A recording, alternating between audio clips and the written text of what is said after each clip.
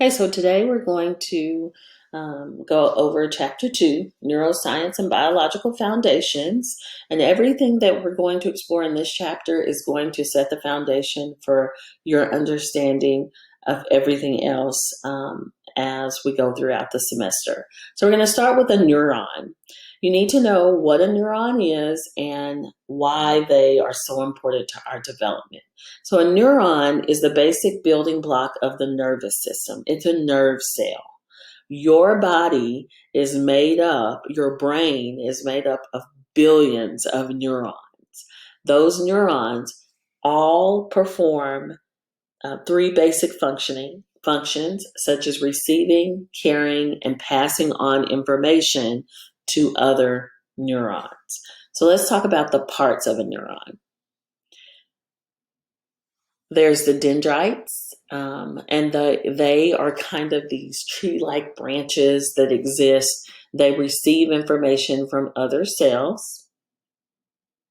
And in the middle of a dendrite is sort of this big circle or this big area. That's the cell body, sometimes called the soma, and that receives information from the dendrites, and to send that information along the long part of the neuron called the axon. That's what carries the neuron's message to other parts of the body. And again, all of this is happening very quickly. So I'm describing it in a slow way, but it's happening very quickly. So it's sending an information along. As you can see on the axon, there's these little bubble areas that exist in green. That's known as myelin sheath. The myelin sheath covers the axon to help insulate it so that the message that needs to be carried can go very quickly to the next neuron. Myelin sheath is very important in a neuron's ability to communicate, because without myelin sheath, or if myelin sheath starts to deteriorate, the message cannot be carried as quickly as it needs to be carried to the next part of the body. So if you've ever heard of the disorder MS, I always tell students, remember MS, myelin sheath is, M and S with myelin sheath. We know that people who develop multiple sclerosis or MS have a deterioration of myelin sheath. That means it starts to go away. And because of it, the neurons in their brain are not able to communicate with each other the way they should, which causes some mobility issues and some functioning issues, thinking and things like that, and leads to some detrimental side effects of multiple sclerosis. And then at the end of the axon are the terminal buttons. And they're, got little buttons on the end, and they form junctions with other cells and neurons to communicate. And that is where neurotransmitters, the chemicals that exist in your brain, are able to be transferred to other parts of the brain as well. So here's a little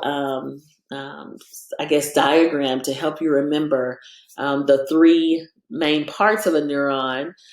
If you think about your fingers being the dendrites, and so of course that's where the information is going to come from, and then your palm being the cell body, which needs to then transfer the information down through your arm, which is the axon. That's one way that you can kind of remember some of the parts of a neuron. When it comes to a neuron's ability to communicate, knowing how the neuron communicates within each other is important. So a neuron is going to have what's called an action potential, which means that it's going to fire and send an impulse from the dendrite down through the axon and the terminal button. That's an action potential. Whenever it's trying to send that message, it's called an action potential. The neural impulse that travels from the dendrites through the cell body, through the axon and the terminal buttons, is known as an action potential. But when an action potential occurs, it can only occur in three ways: action potential, refractory period, and a resting potential. So the refractory period is a brief time period when an action potential cannot occur because the neuron needs to recharge. Okay, so if you look at the picture, kind of think of it as if you're firing a cannon. Okay, once you fire it, that's the action potential occurring, but then you have to reload before it can fire again. That would be the refractory period. And the resting potential is when a neuron is charged and it's ready to fire, but it just hasn't fired again yet. So it's waiting for the next action potential to occur. Another sort of comparison or analogy I like to make with students when it comes to action potentials is thinking of how a toilet flushes. An action potential occurs when you press the button to flush the toilet. And then there's a period of refraction where another action potential can't occur because the toilet is then refilling with water. And then it just sits there and it waits until the next person comes in. That's your resting potential to then fire another action potential and flush the toilet. So when it comes to neural transmission and what takes place in the neurons, at the end of those terminal buttons are synapses. So those are these green, parts where the terminal button is. Right after that sort of terminal button, the green part, there's a synapse, and that's the gap that exists between one neuron and another. So you can see there's a gap where all of those little particles are. If you look at figure diagram 2.2, all of those little dots that exist in the gap between those terminal buttons are called neurotransmitters. Those are chemicals that your brain naturally produces and releases to communicate and to help your brain function properly. Some drugs that people take, or substances, or various things, can mimic the effect of a neurotransmitter. They're known as agonists because they go along with, or they enhance or mimic, a neurotransmitter. And then there are other drugs known as antagonists, and they block or inhibit or hinder a neurotransmitter's effect. So they stop the neurotransmitter from working the way it's intended to work. So whenever neurons communicate with each other, and that impulse goes from the dendrites through the cell body, through the axon and terminal buttons, that is electrical transmission of information. When communication happens between neurons, after that neurotransmitter leaves that terminal button and goes to another one, that's a chemical communication, because neurotransmitters are chemicals that exist in the brain. Here are some of the most important neurotransmitters for you to know about in terms of psychology. And remember, these are sort of the naturally occurring chemicals that exist in your brain. So the first one is acetylcholine. Acetylcholine plays a big role in our muscle actions, learning, and then also memory. We know that an undersupply of acetylcholine leads to Alzheimer's disease. Another neurotransmitter that's important is dopamine, which is involved in movement and attention. There's also a dopamine hypothesis when it comes to schizophrenia. We know from research studies that an oversupply of dopamine in the brain is found in people who develop schizophrenia. Endorphins are your body's natural painkillers. They also impact your mood. And epinephrine is the neurotransmitter responsible for you being aroused, sort of alert, aware, and it also plays a role in your memories.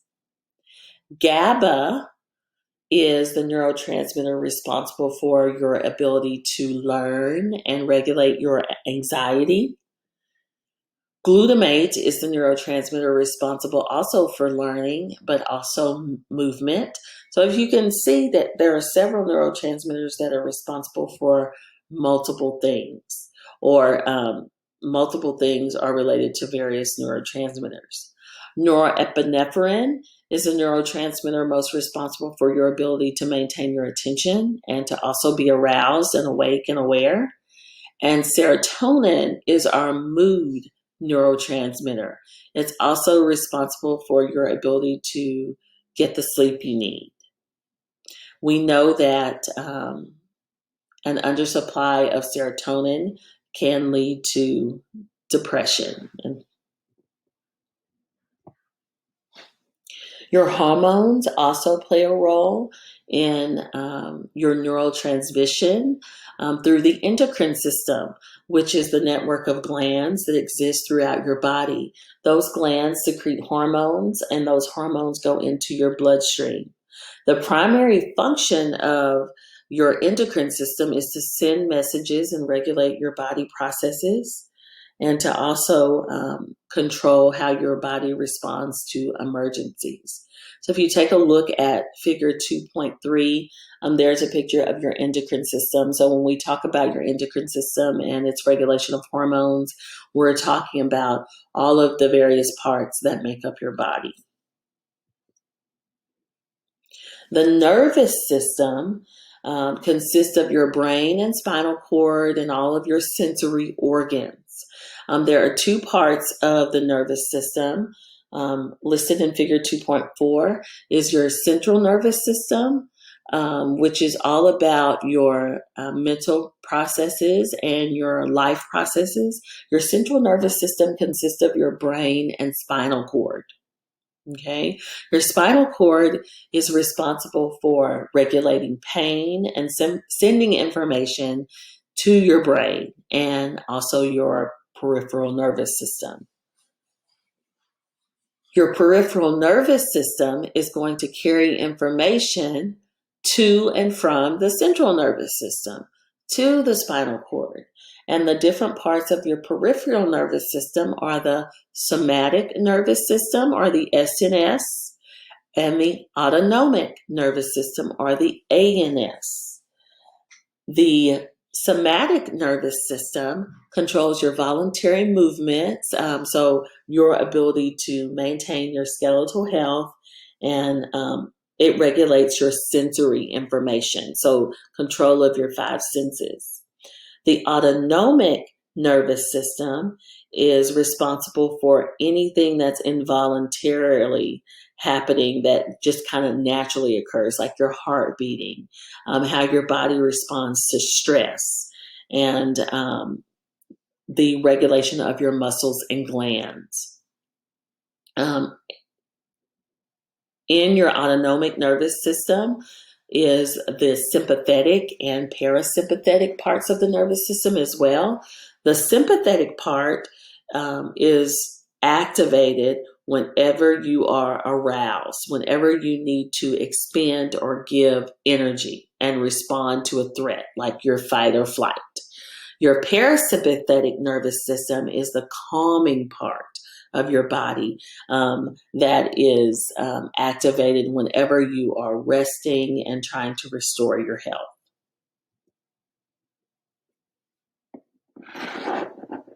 So this just gives you a little bit more information about the peripheral nervous system.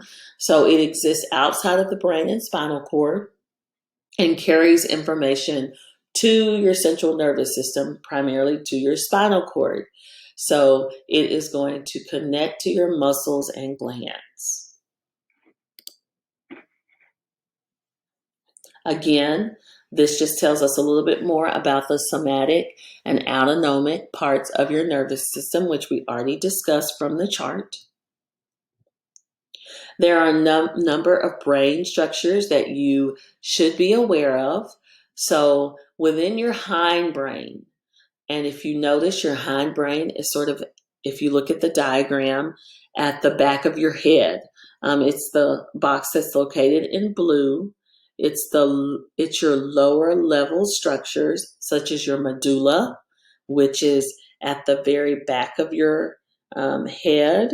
It is important because it helps regulate our respiration, our breathing, and our heartbeat. Damage to the medulla can be fatal if it is accessed. Now, obviously, you have a big skull around it, but the medulla is the part of your head that regulates your heartbeat and your ability to breathe. And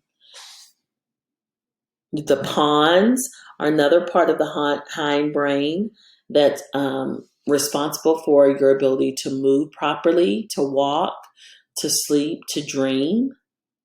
The cerebellum is responsible for your ability to balance and also perceive and maintain your cognition and thinking properly. In the midbrain, if you look at the purple part of the diagram, the midbrain helps you coordinate your movement, your sleep patterns, and arousal through the reticular formation and then also the brainstem. And then the forebrain contains your limbic system, which is responsible for your emotions, the hippocampus, which is responsible for your memories, and the amygdala, which is responsible for your specific emotions of fear and aggression. Lastly, we have the forebrain, that is the orange part of the diagram. It is responsible for your higher level structures. Your thalamus and hypothalamus are regulated there. The thalamus is able to relay all of your sensory information from all of your senses except for olfaction, which we'll talk about in a bit. And the hypothalamus helps govern all things related to your hormones, but also your drive, such as hunger, thirst, sex, and aggression. The frontal lobes are, so when we talk about the brain, we also have to talk about the lobes. So there's the frontal lobe, there's the temporal lobe, there's the parietal lobe, and the occipital lobe. So your frontal lobe is responsible for your ability to speak, your motor control, and then any higher level thinking and functioning and memories.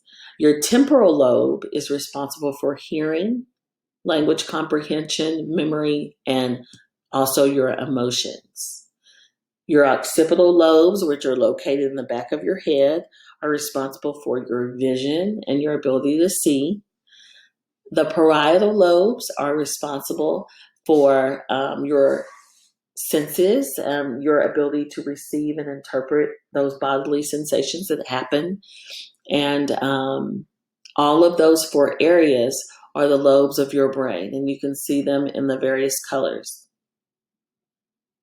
When it comes to brain lateralization, our right hemisphere of the brain controls the left side of our body, and the left hemisphere of our brain controls the right side of our body.